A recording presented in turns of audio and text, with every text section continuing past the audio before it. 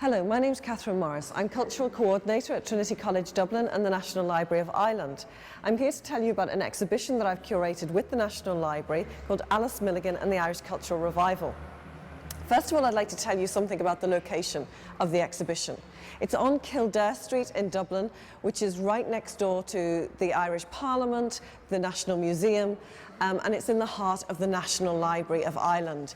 In this very room, this is where the manuscripts of the library are held. Across the road is Trinity College Dublin. So a very central location for politics, for education and culture in the city. So who was Alice Milligan? Alice Milligan was a Northern Protestant born in Omagh in 1866. She died in Omagh in 1953. She was completely written out of the Irish cultural history that she'd done so much to help generate and create. She was a major figure in the national theatre movement, in the Gaelic League movement to regenerate the Irish language. She was also a key figure in helping to use visual culture as a major form of political mobilization. She founded multiple organizations in Belfast, feminist, cultural, literary. She also edited the two most important journals to come out of Belfast in the 19th century. After the trial of Roger Casement in 1916, she moved back to the north, where she helped to found the Anti-Partition League. So I'd like to tell you something about the actual structure of the exhibition. In this center kind of triangle, I'm trying to tell the story of Alice Milligan and to show the multiple archives that are connected with her work within the National Library of Ireland. Then within the broader realm of the exhibition space, I'm trying to show that everything Alice Milligan did was itself embedded within a broader archive. So the Irish Cultural Revival was very much about breathing new life into the language and the history and the culture of Ireland that had been suppressed, that had been written out of the annals of history. So we can see in other cases, early Gaelic manuscripts. We can see ephemera from 1798. We can see Mountjoy's mapping with Bartlett of Ireland in 1600. So all of these critical dates in Irish history that mean so much to Alice Milligan in her defining of her own identity and cultural work. This is the context in which Alice Milligan in this exhibition is defined.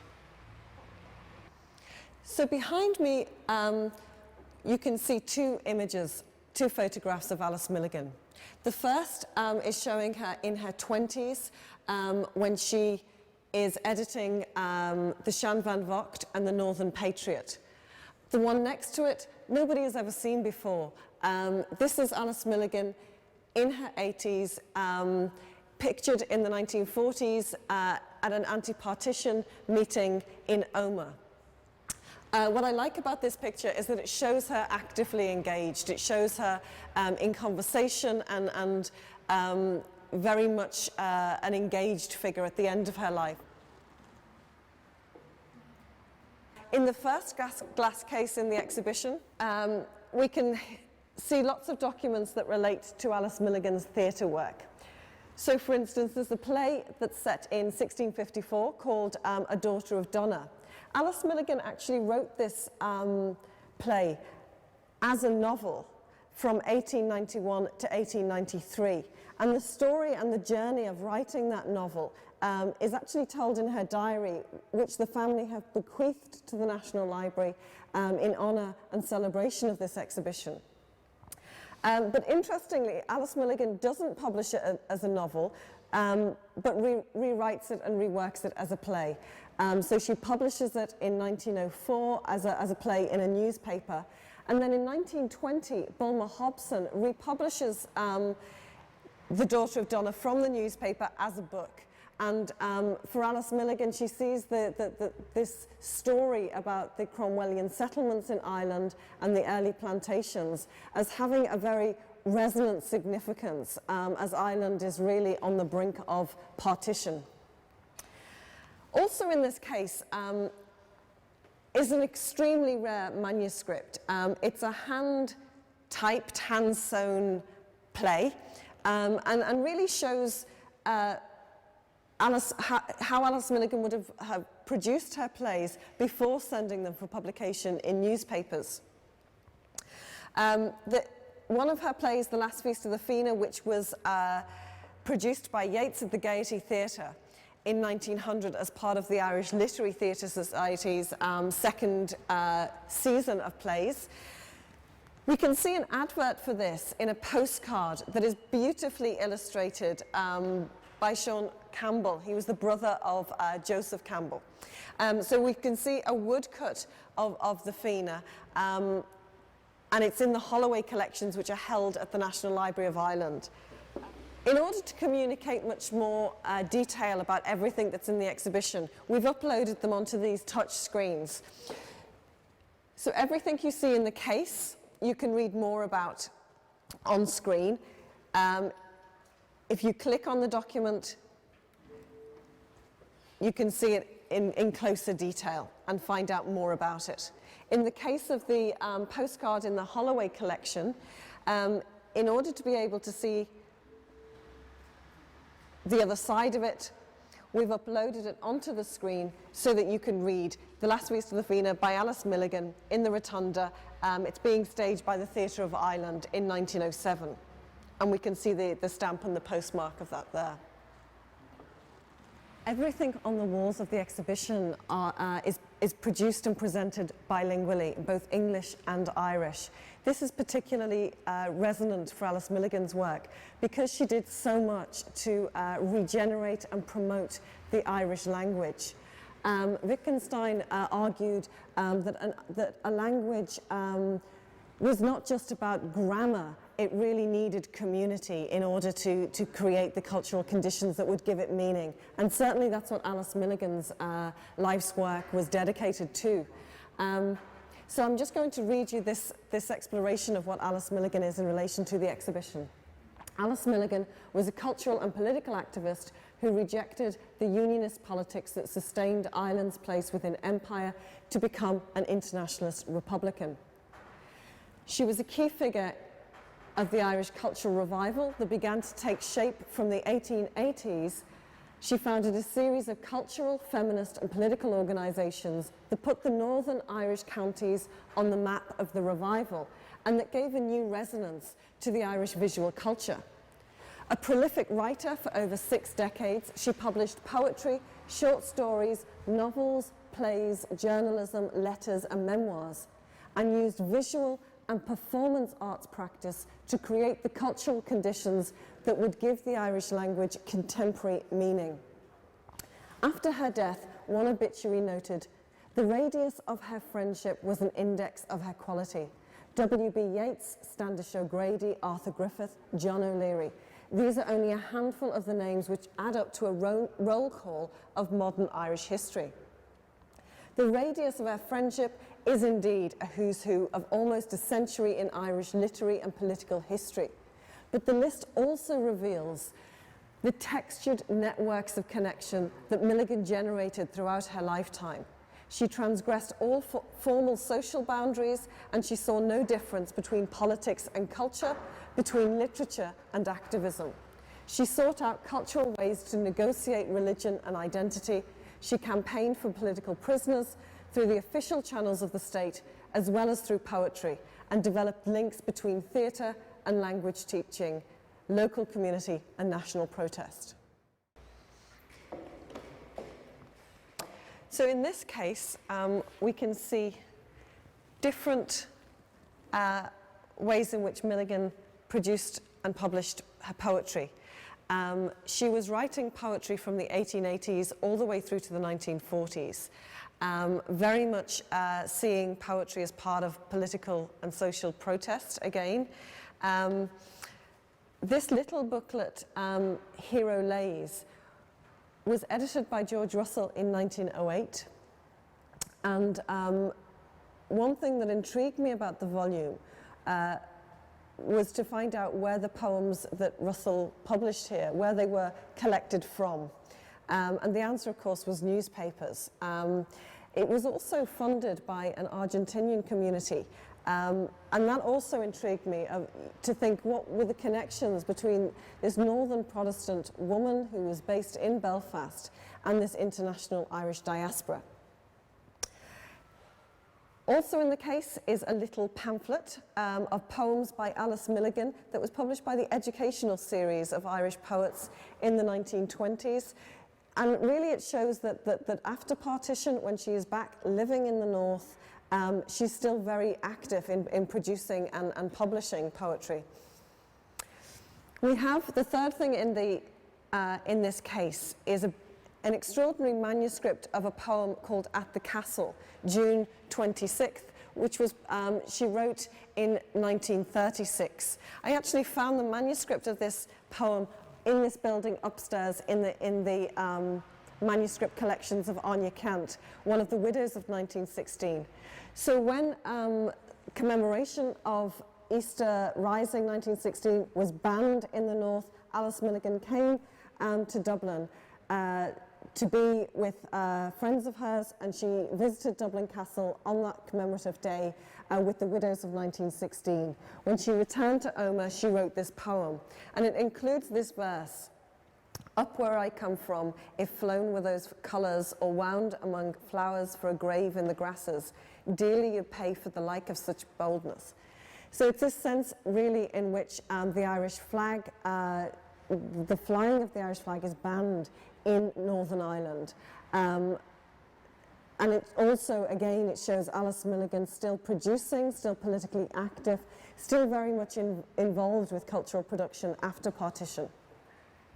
One of the main pieces in the exhibition is this extraordinary blown-up photograph. It's showing a tableau vivant, the story of Queen Maeve. It's Belfast, 1898. I've only ever found 2 photographs of tableau vivant that Alice Milligan helped to produce. So this is an incredibly rare photograph. I'll try to describe what tableau is. It's a form of theatre practice that came out of state censorship of spoken language in theatre. So it's particularly resonant for the Irish revival movement at a time when Irish language was outlawed in so many forms. People were still being arrested for writing their shop signs or in Irish. Irish language post was being destroyed, and the Gaelic League branches were being closed down. So it's a silent form of theatre in which the actors would hold particular poses dressed in costume to convey scenes from Irish legend, from contemporary politics, or from stories and contemporary life. Often the pictures would be performed to an orchestra. So for instance, when the Last Feast of the Fianna was being staged by the Irish Literary Theatre in 1900, and again in 1917 by the Morrow Brothers in Belfast, Oisin will be telling St. Patrick the story of his life at the front of the stage and remembering those scenes from early childhood. His memory, the scenes that he's remembering, are then being enacted on an inner stage behind gauze. So it's almost as though the tableau is this inner cultural space of memory that is being released and projected both into the future from the past, but also to an audience who are able to recognize these scenes. We're very unfamiliar with tableau now, but at the time from in the late 19th century, early 20th century, Irish audiences would have been very familiar with tableau. So, for instance, they were a major part of melodrama. The Irish melodramatists, Boucicault, O'Grady, often in a scene, for instance, when an eviction had taken place, the scene would stop, all the action would stop, and that picture, that image of the eviction would just be held still, all the actors staying still in their poses. And what that's doing is it's taking it out of the localized context of that immediate drama and projecting it into something else. An eviction scene is something that would have been very, very resonant, very meaningful, very powerful for Irish audiences at that time. They knew what they were looking at. When Alice Milligan was staging tableau in Northern Ireland after partition, she wrote that it didn't matter that the people at the back of the field couldn't hear what was being said about the pictures on stage, because she said everybody knew what they were looking at. There are some quotes on this wall that really reflect the incredible impact and importance of Alice Milligan's theatre work that was really registered by her contemporaries, even if that theatre work in many ways was lost to history. So George Russell in 1926 wrote, "30 years ago there didn't seem a people in Europe less visited by the creative fire. Then a girl of genius, Alice Milligan, began to have premonitions of a dramatic movement, and she wrote little plays to help the infant Gaelic League. She went here and there, an elfish stage manager with a bag crammed with fragments of tapestry to be used on the actors in order to create the illusion of a richly robed ancient Irish romance." And I think that what that's saying, George Russell is showing that Alice Milligan was moving around Ireland. Her idea of a national theatre was decentered and democratic. She was literally going into communities to help found Gaelic League branches through the national theatre movement. So people would build the stages, make the costumes. And these tableau shows were particularly useful in forging community because they didn't depend on language. So you didn't need great actors to be able to read and communicate scripts. Large scripts didn't need to be learnt. So they could be produced very quickly. And it was probably a major part in helping to found an amateur theatre movement in Ireland. In the Shamrock magazine in 1919, Susan Mitchell wrote that Alice Milligan was the best producer the most successful producer of plays before the Abbey started on its triumphant way. So often what we find in the memoirs of Alice Milligan's contemporaries is that they write, like Yeats in autobiographies wrote that he came to see an early Alice Milligan play in 1901, and I went away with my head on fire. I wanted to see my own plays spoken with a Dublin accent.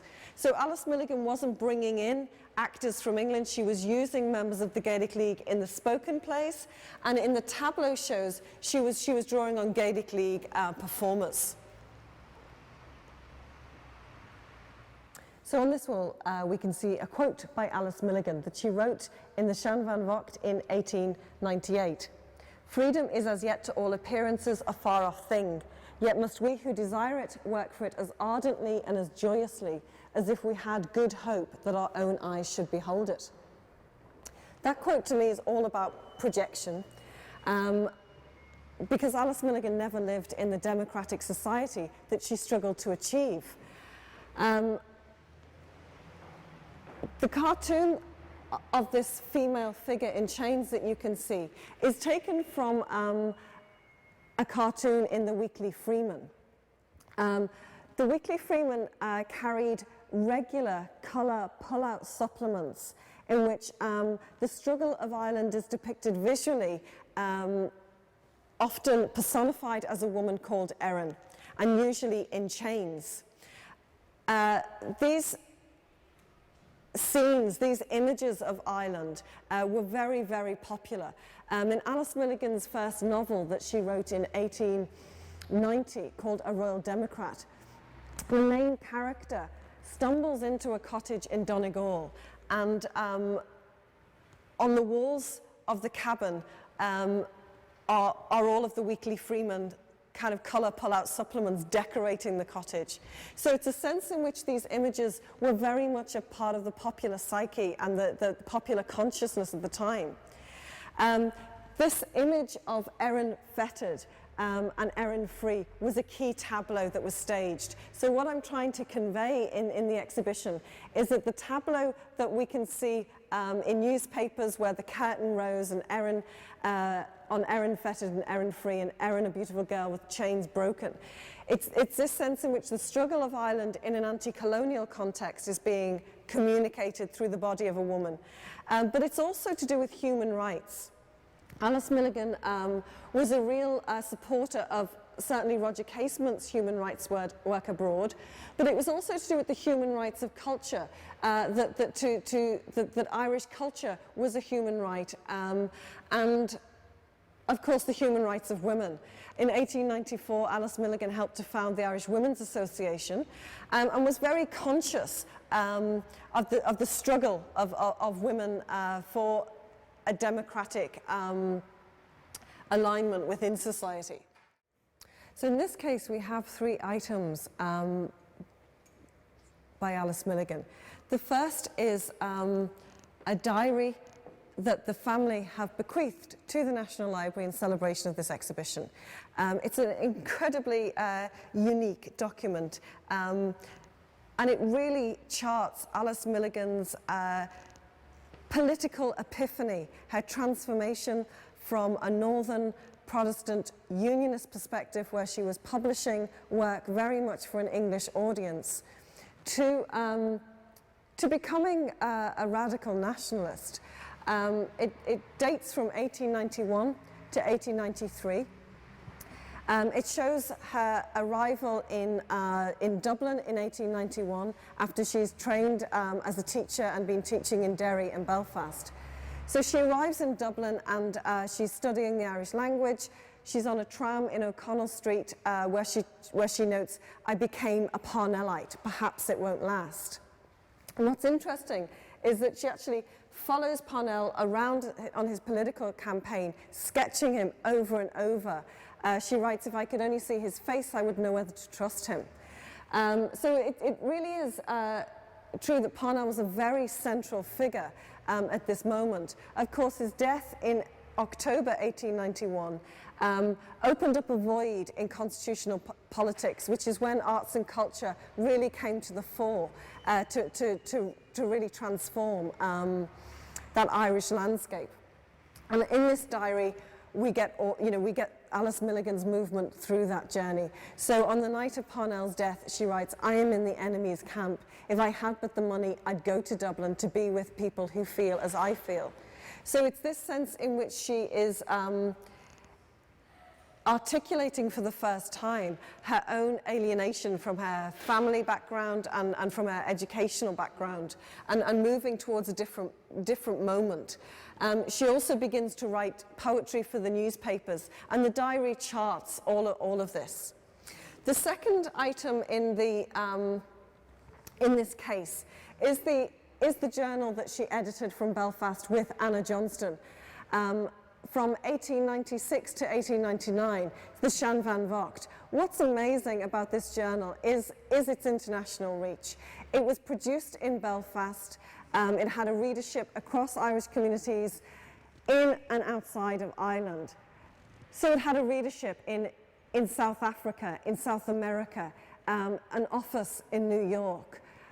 So for Alice Milligan, what was very clear was that to have an Irish cultural movement that was about transformation and political change, that movement was not just based in Ireland, on the island of Ireland, but it had to reach that international diaspora.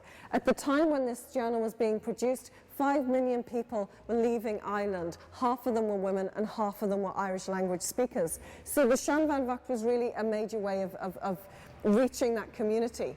This particular volume was given to the library by Seamus McManus. Seamus McManus had received this as a gift from Anna Johnston when they were married in 1901. And after she died a year later in 1902, he bequeathed it to the library. The third item in this case is a letter by Alice Milligan in which she is suggesting that Yeats should be elected president of the Royal Irish Academy of Letters. This is in the 1930s, so again it shows that she's a very significant central figure. She's a member of the Academy of Letters. She's also a real supporter of Yeats, who she thought of as Ireland's national poet.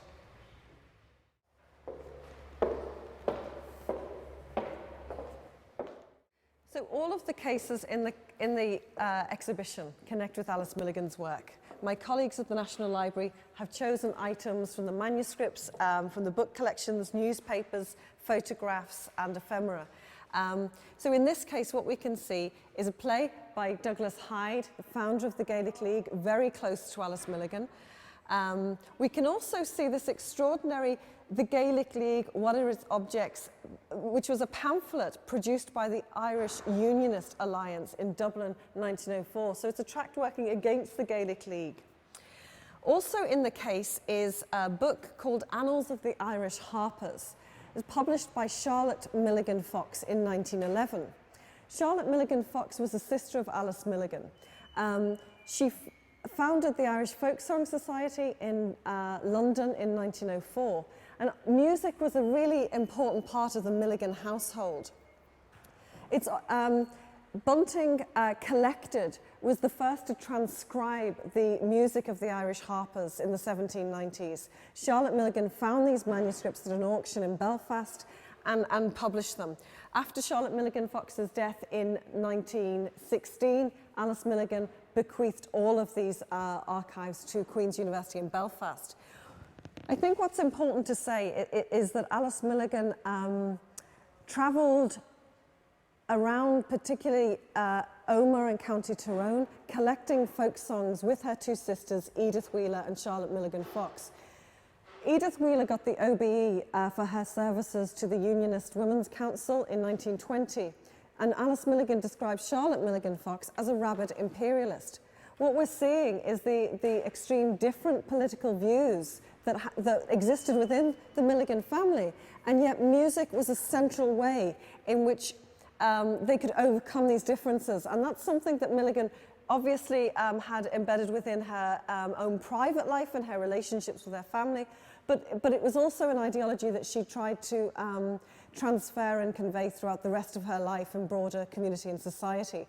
And of course it was Charlotte Milligan Fox who produced the music for the Last Feast of the Fianna and worked very closely with Alice Milligan.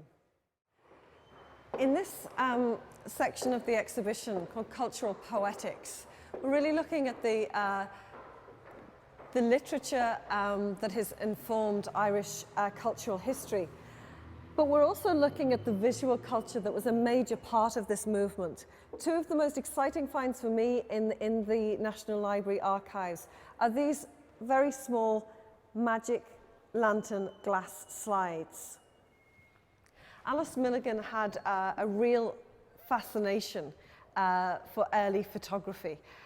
So she would travel in the 1880s with the Belfast Naturalist Field Club, taking photographs, transferring them onto glass slides of real historical archaeological sites in Ireland. In the 1890s, she radicalized this form of projection of magic lantern slides into public space with the Gaelic League, and she gained funding from America for the first traveling magic lantern for the Gaelic League, and it was used as a teaching instrument. So she would travel across Ireland taking photographs, for instance, of Gaelic League groups, and then go, say, to an Irish community in London and in a lecture project magic lantern slides of the Gaelic League in Donegal. And in a way, I suppose people in London seeing images of themselves and their community would therefore feel that their own movement that they were involved in London was part of a broader revival. So what we can see here in this case is a magic lantern glass slide of Parnell's funeral in October 1891. This is a particularly significant date for Alice Milligan because in her diary she writes on the exact moment that this is being taken, I am in the enemy's camp. If I had but the money, I'd go to Dublin to be with people who feel as I feel. Of course, she doesn't go to Dublin. She stays in Belfast to make that a centre of the revival movement. The other lantern slide also directly relates to Alice Milligan's cultural production because it is showing the 1898 centenary commemoration. Alice Milligan had helped to found the 1898 centenary executive committee in which they were commemorating the ideals and re-envisaging the principles of the United Irishmen and 1798. So in this slide, what we can see is a procession where Alice Milligan and her colleagues in the north have taken a foundation stone from Cave Hill, and they have brought it through procession from Belfast symbolically to Dublin to lay the foundation stone of the wolf-tone statue on Stephen's Green. So obviously the idea of projection is very central to Alice Milligan's work. She's using magic lanterns to project images into public space as a form of protest and communication. And then obviously that transfers and translates into the structure of the tableau, where literally people are embodying the image and projecting back into an audience. So we've tried to structurally communicate what it would have been like to see a magic lantern show in the exhibition space by projecting a series of photographs of magic lanterns onto the back wall of the exhibition space. So we've got images that relate directly to Alice Milligan's life and times. We've got an image of Cave Hill, where the United Irishmen used to meet secretly, the interior of the National Library, where she actually watched Yeats writing poetry. This is Alice Milligan with Anna Johnston, who she founded the Shan Van Vocht with and was a very major part of her life's work, particularly in Belfast. In the exhibition, all of the cases that relate to Alice Milligan and her contemporaries and colleagues that she worked with try to document the Irish cultural movement in different ways. So in this case, we've got an extraordinary 1914 telegraph from Roger Casement to John Redmond. Alice Milligan, of course, very close to Roger Casement. She organised the North with him, with the Gaelic League, great supporter of his human rights work. But also I think that by putting Milligan back into the picture of Irish history, it also brings the cultural work of Roger Casement back into the frame also. So we've got cartoon showing the Irish Civil War. In this case, we have documents showing the Repealers' Compass, Daniel O'Connor's Repeal Association, an image of Parnell, and of course these maps in which we can really see the extraordinary transport networks that were so critical to empire and that of course became absolutely central to the dissemination of ideas by Alice Milligan and her colleagues. 6 posts a day, incredible transport networks reaching right across Ireland, but also of course to other areas, in particular America, South Africa and South America. Everything that you see in the cases are also uploaded onto the screen so that you can read more about the information. In this case, we have a cartoon depicting the failed French landing in the 1790s, again connecting very closely to Alice Milligan's concern that 1798 really offered a major template for her in which Protestants and Catholics, in her opinion, came together for the first time in a national movement. The cases are kind of chronologically showing the history of Ireland and also therefore chronologically showing the archives that are in the National Library of Ireland. This is the letter dating to 1654 about the transfer of lands from a Cromwellian soldier and that is so fundamental to Alice Milligan's play, The Daughter of Donna, that is set in 1641. We have this beautiful map, 1601 by Bartlett, a military cartographer employed by Lord Mountjoy to really document the mapping of Ireland in its colonial occupation. My colleagues at the National Library who have selected these works that relate to Milligan each talk about their selections in these beautiful screens so that viewers and visitors to the library can learn more about each document. Alice Milligan first began publishing with her father in 1888 when they published Glimpses of Erin, which is a historical, geographical exploration of the history of Ireland. And so we've tried to show in this notebook of Irish Antiquities by George Petrie exactly the kinds of things that Alice Milligan would have been involved in documenting with the Belfast Naturalist Field Club, those very early archaeological sites. Of course, the Irish Cultural Revival was about really showing that Ireland had a very rich cultural, literary history, way in advance of any colonial occupation. And these early Gaelic manuscripts are a way of conveying exactly the kind of archives that they would have been referring to and dating back to. On these two wonderful screens that are like giant iPads, we've uploaded all of the different archives that are digitized and that relate to this exhibition. So we can see drawings, ephemera, Gaelic manuscripts, heraldry, genealogy, manuscripts, maps, newspapers, periodicals, photographs, printed books, prints, as well as all of the images in the Alice Milligan exhibition itself. You can click onto any one of these holdings and see a range. For instance, with the photographs, you can see a range of photographs dating back from the late 19th century. What's extraordinary is that we're able to click onto these and enlarge them to a scale that just hasn't been possible before.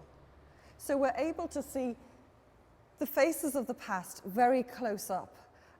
Images of, from the Connemara album, for instance, in 1892, from the Congested Districts Board. Images of poverty, of hardship, of people working in the west of Ireland. The exact photographs that James Connolly and Maud Gonne would have taken in the west and projected onto the walls in Dublin as protest during the royal visit. Connolly, of course, was very influenced by Alice Milligan's use of visual culture as a means of protest and also transformation.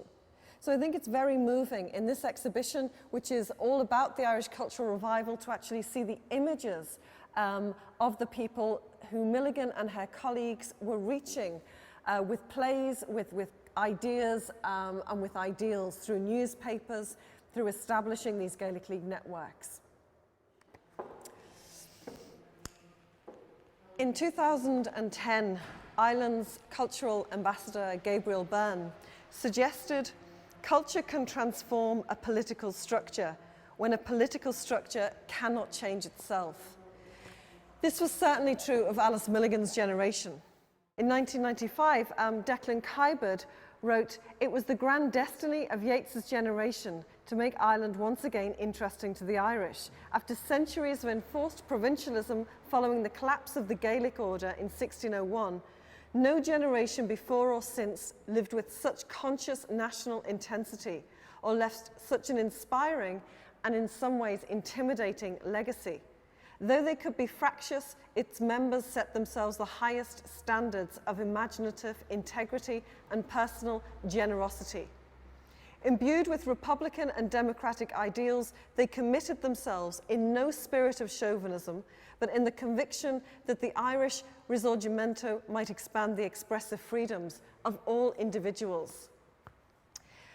In this exhibition, we've tried to show a story that had been written out of the annals of Irish cultural history. This is a story about Alice Milligan, and it's a story that I found in the archives of the National Library of Ireland. If the National Library of Ireland hadn't preserved the newspapers, the magic lantern slides, the manuscripts, the letters, this story would have been lost to history. It was an extreme pleasure for me to be invited by the National Library of Ireland to work with them to curate this exhibition.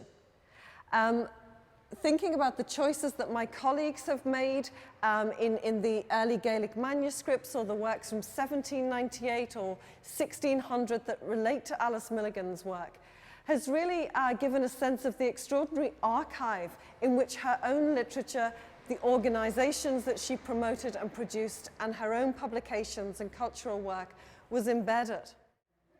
For me, this exhibition is also deeply political. At a time when Irish artists and cultural practitioners are being called upon to help regenerate and reimagine the Irish nation.